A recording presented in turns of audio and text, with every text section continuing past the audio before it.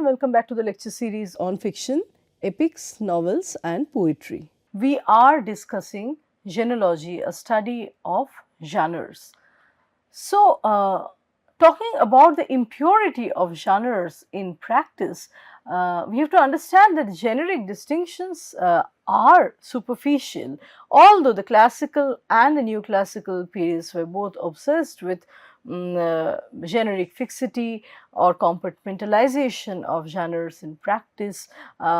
We see that in reality, when we start either writing a work or reading a work, we see a mixture, an impurity that informs such a work. So, generic distinctions are necessarily superficial. Epic, which is a part of the narrative mode, can contain lyrical passages. And here we are reminded of an example very close to home, the example of Valmiki's Ramayana, which is a contentious case. And it's a classic case of generic impurity or genres getting mixed. So, for example, the myth that we know is that Valmiki conceived Ramayana after seeing a pair of birds in an amorous stage, in an amorous act, and a hunter killing one in the pair.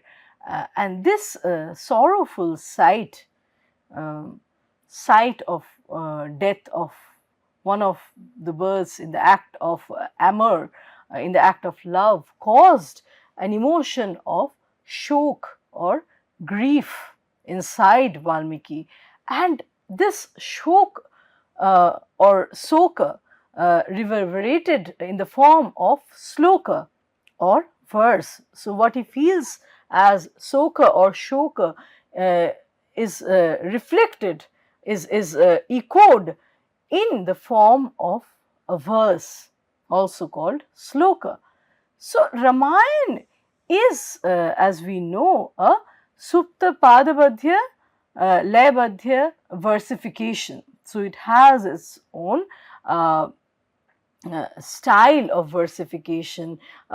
It has its own rhymes, rhythms, canto, and however, the source of this karuna rasa that propels Valmiki's soka. So, the source of karuna rasa that propels Valmiki's soka is in the external physical nature and not within him. Something happening outside in the external nature provokes the soka, the karuna rasa in him. And so, I mean, this is not a lyric. Ramayana is not a lyric but a narrative. The lyrical work is provoked by, intrigued by emotions within and not without. So, if we think of generic purity, it doesn't hold, doesn't stand its ground in the case of Ramayana. In the same way, we see that lyrical poems can also contain narrative parts. So, it is very difficult to distinguish lyric and narrative and dramatic forever. Right? In practice, it is not possible to exclude from a piece of art or artwork everything that is foreign to it, foreign to the genre to which it belongs, and also to include everything intrinsic to the genre where it belongs. As each work of art cannot convoke all the conditions that are prescribed to it, genres are liable to get mixed, to flow into each other, and so there is no such thing as an unambiguous atomic model of genealogy or study of genres. So, for example, in the Middle Ages, a drama was meant for recitation in emulation of Seneca's attitude towards his own closet drama.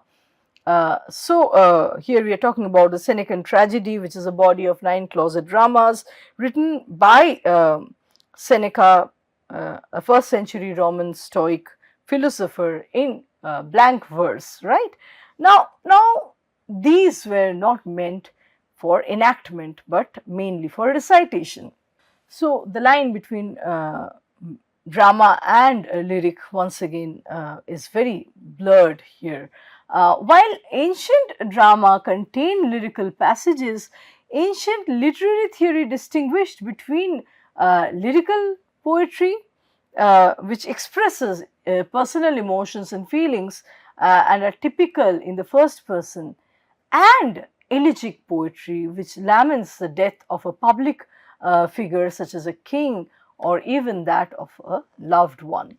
So, when a genre changes, label may drop out of use but be retained for the old state of the genre, or the label may be forgotten along with its content too.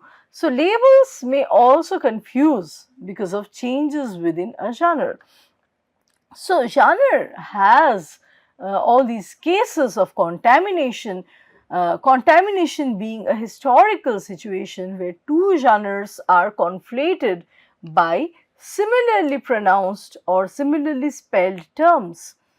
Let's take an example. The root of Roman verse satire could be assumed to lie in the Greek satyr play, uh, which the Greeks themselves did not regard as a separate genre in its own right. Satyrs were half human, half goat characters that appeared between the acts of tragedies uh, in order to make fun of the plight of the different characters, and they added a comic relief.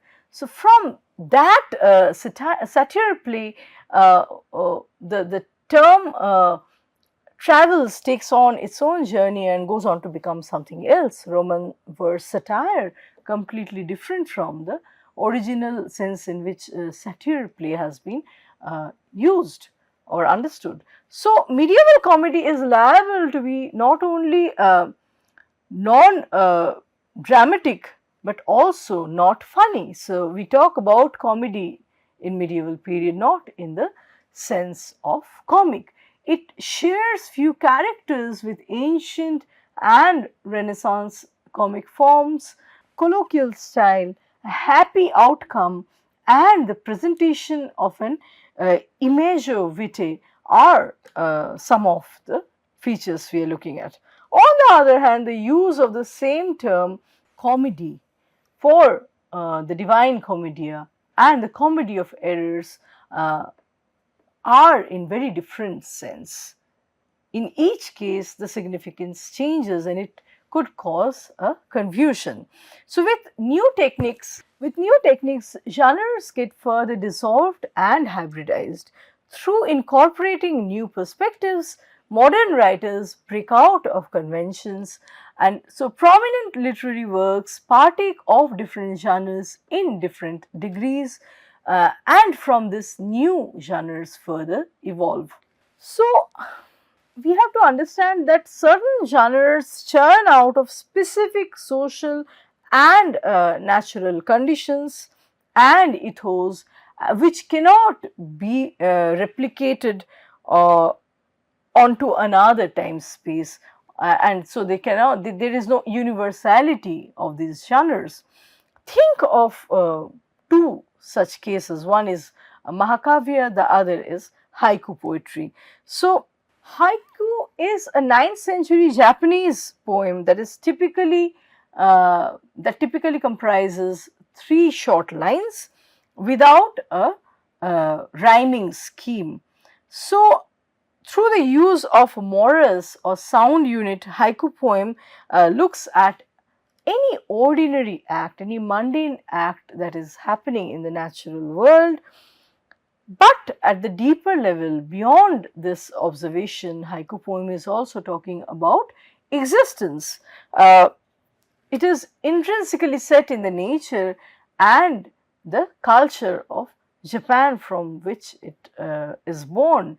So it's very difficult to transpose haiku to another social or geographical context. Similarly, epic and Mahakavya are not one and the same. There could be some similarities, but Mahakavya is a very indigenous imagination or a literary form that belongs to India.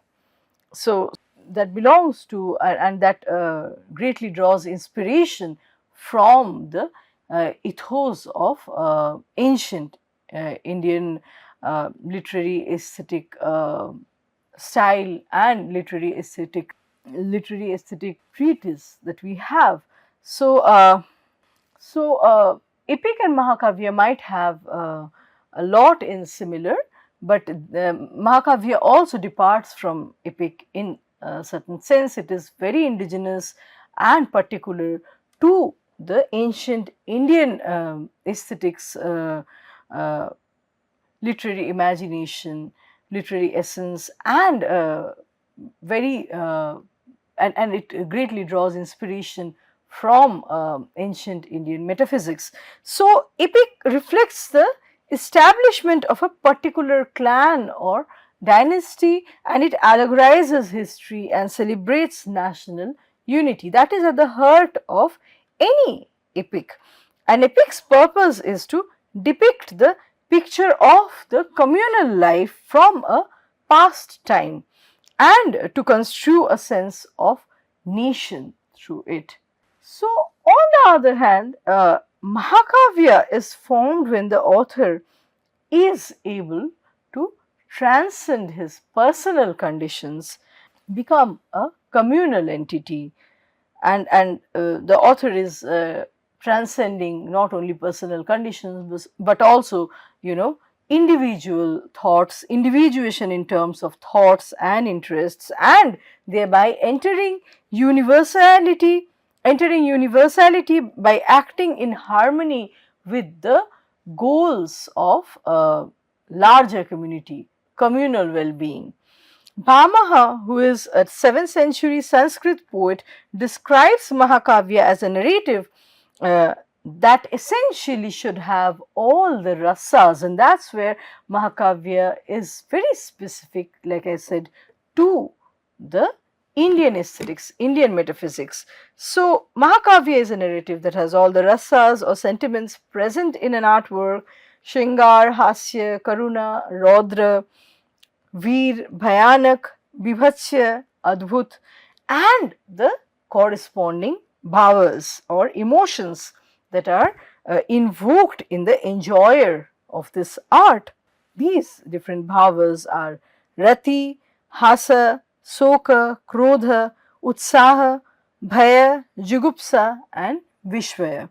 Further, in order for a work to be recognized as Mahakavya, it is important for it to be Sargabadha or divided into different paragraphs. And Mahakavya therefore bears the aesthetic theory of the Sanskrit classical tradition and cannot be essentially transposed to another society or to another civilization. So, coming back to the question of generic purity and hybridity of genres in practice, the overlapping and immutability of genres means that an imprecise terminology is more efficient. Thus, what Bacon calls as essay, for example, may not have been perceived as a generic term by Montaigne, but simply as an appropriate title. So, what one calls as a genre, the other could call as a title. The nomenclature cannot be universalized, right? The process of cataloging, classifying is not universal, general for all the different critics. So, changes in genre with the passage of time engender confusion of certain terms. For example, the term epigram has been continuously used since the 16th century, so that it is not very obvious how far it has changed in meaning and application, or how far the kind itself has altered. So, Tudor epigram is not to be equated either as a label or as a form with the modern epigram. So, terminological discontinuity in its extreme sense could lead to an entire genre system breakup or temporarily go out of use. So, the modernist movement, which committed to a myth of breaking the forms, avoided genre labels altogether for a time, or else it would invent playful new ones, right? Medieval writers felt a supreme indifference towards the traditional genres. Even they got on well without any genre theory at all. Their associations with genres are supposed to be casual and even chaotic. So, medieval genre terms are thus fraught with many problems, even when the author himself attaches an explicit label. Even when the author himself attaches an explicit label, uh, like we see in the case of Chaucer, his meaning may be in doubt. So, for example, in Canterbury Tales, the statements by the host or the narrator that offer potentially valuable generic signposts eventually give rise to very divergent, very ambivalent views. Further, even the contrast between comedy and tragedy may have a purely stylistic significance. Even the contrast between comedy and tragedy may have a purely stylistic import or significance. Dante distinguishes tragedy, comedy, and elegy as evidently corresponding to three different styles of height: illustris, mediocris, and humilis. Labeling has been specifically prevalent in the phase of genre theory beginning with Northrop Frye. So, labeling has been especially prevalent in the phase of genre theory beginning with Northrop Frye, who resuscitated or invented different terms such as allism, dianoia, aeron, and anatomy, and the process of labeling continues with the subsequent structuralists. So, there are two important additions to genre terminology. First, the fact that names may be needed for developing kinds and subgenres, and the second is that the literary model itself may change, in which case elements come to have a different values. So, the second is the literary model, the second is the fact that the literary model itself may change, in which case elements come to have a different value and function in generic repertoires in new ways. So, the main concept of generic development has rested on a distinction between degrees of literariness as far as the structuralists are concerned. Two stages of art have been analyzed variously, called primitive and artificial, simple and sophisticated, naive and sentimental, primary and secondary, right? So, the idea of primary and secondary kinds seems first to have arisen in connection with epic. The older critics divided epic into primitive and artificial, which is, according to C.S. Lewis, not a satisfactory division or satisfactory distinction. Lewis would Lewis would prefer a distinction in terms of primary epic that we see written by Homer or Beowulf, and the secondary epic written by Virgil, Milton. Primary epic in essence is heroic, festal, oral, formulaic, public in delivery, and historical in subject, whereas secondary epic is more civilized, literary, private, stylistically elevated, and sublime. So, within the secondary epic itself, there are wide disparities. A world of difference separates the form of epic written by Virgil and by Milton, or the 18th century art ballad, such as Tickell's Colin and Lucy, and the modified symbolic form of the ancient mariner. So, tertiary development seems often to interiorize the earlier kind or the primary epic. In Northrop Frye's conception of romantic mythological epics, the myths represent psychological or subjective states of mind. It is also characteristic of the tertiary phase that it should be informed by interpretation of generic features. The secondary kind may aesthetically reinterpret the primary kind, but the tertiary takes individual conventions as material for symbolic developments that presuppose allegorical, psychological, or other interpretations of them.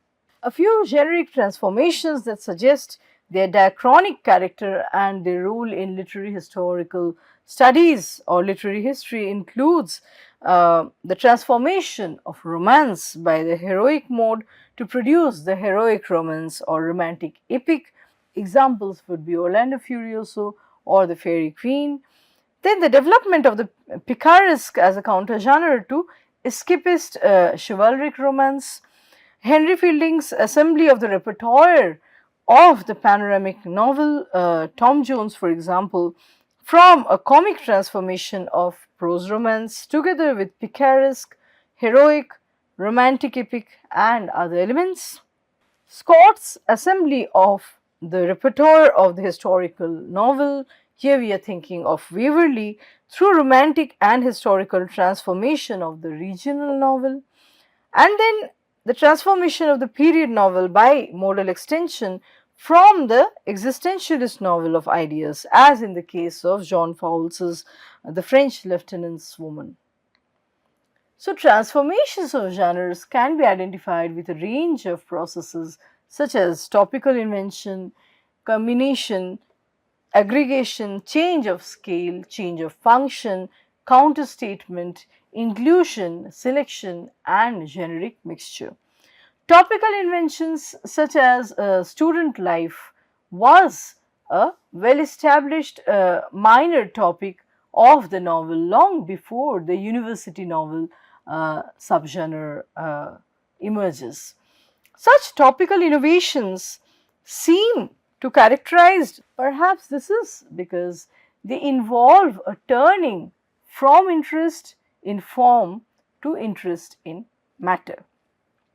Combination of repertoires plays a significant role in most new forms.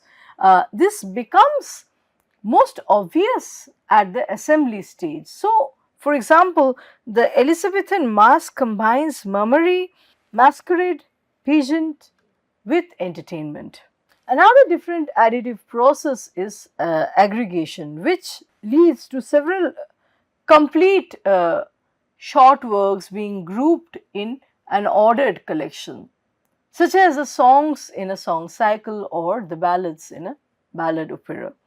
The Elizabethan sonnet sequence has a complex repertoire of its own, which includes features such as liminal conventions, narrative patterns, literary critical digressions, mood changes, and numerological structures. Change of scale was a means of generic originality, something that ancient theorists partly recognized when they were attempting to describe it. On the other hand, change of function holds on. So, on the other hand, certain new genres or anti-genres act as antithesis to existing genres. Their repertoires are in contrast throughout. In smaller genres, in smaller genres, this contrast may take the form of rhetorical inversion, whereby dispraise is modeled, for example, on inverted praise, malediction on valediction, and so forth.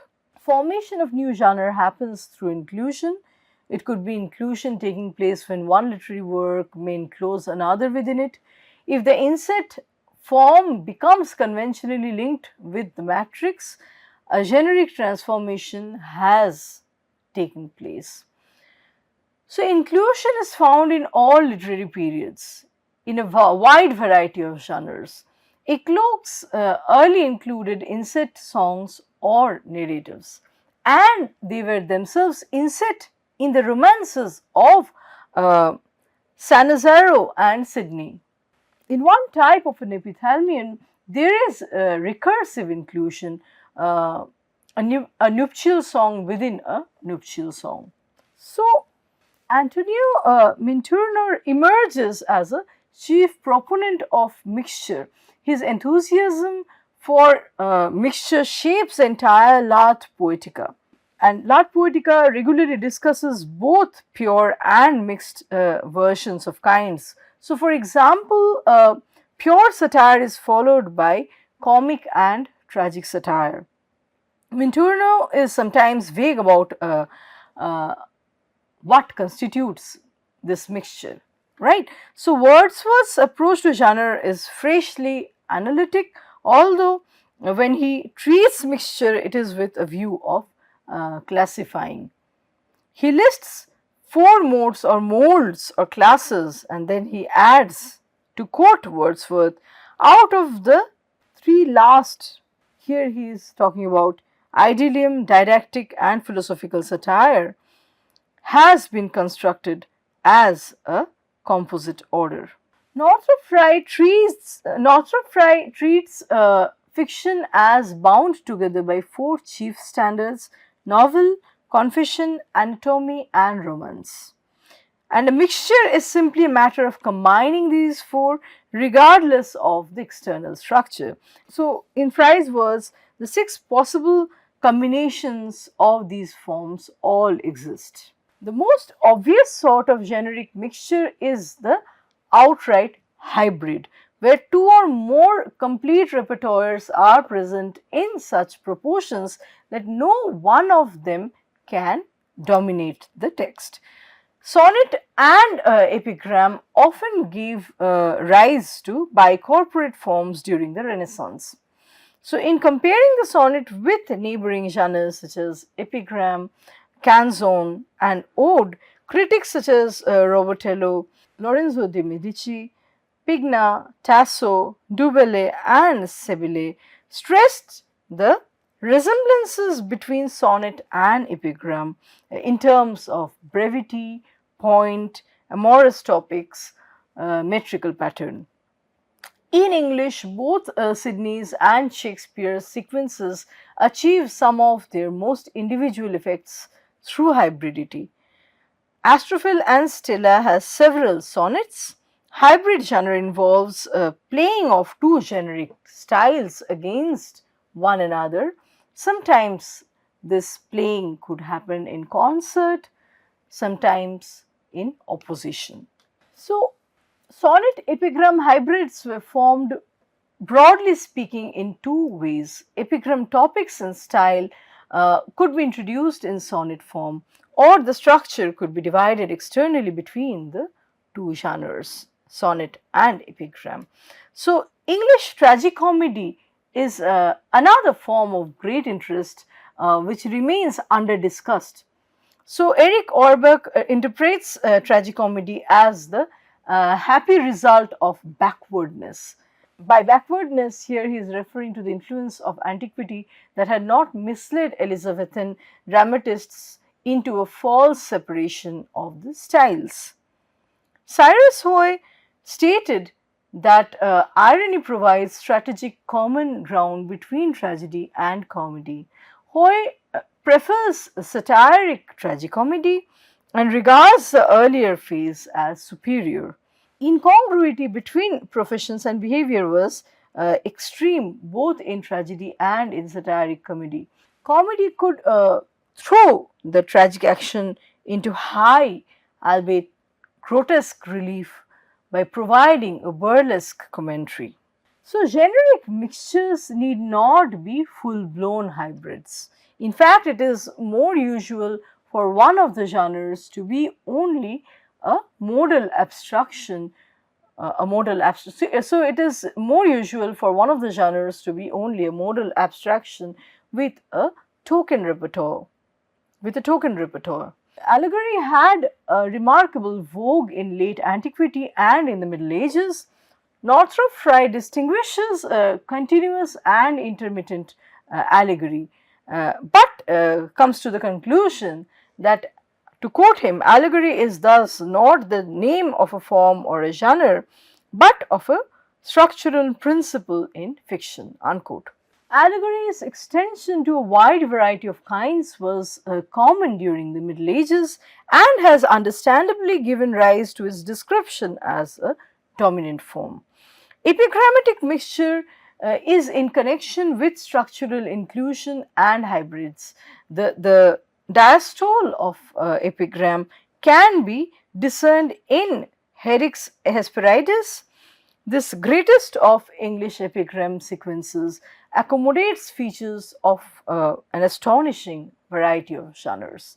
I would like to stop the lecture at this point, and I'll meet you with another round of discussions and in another lecture. Thank you.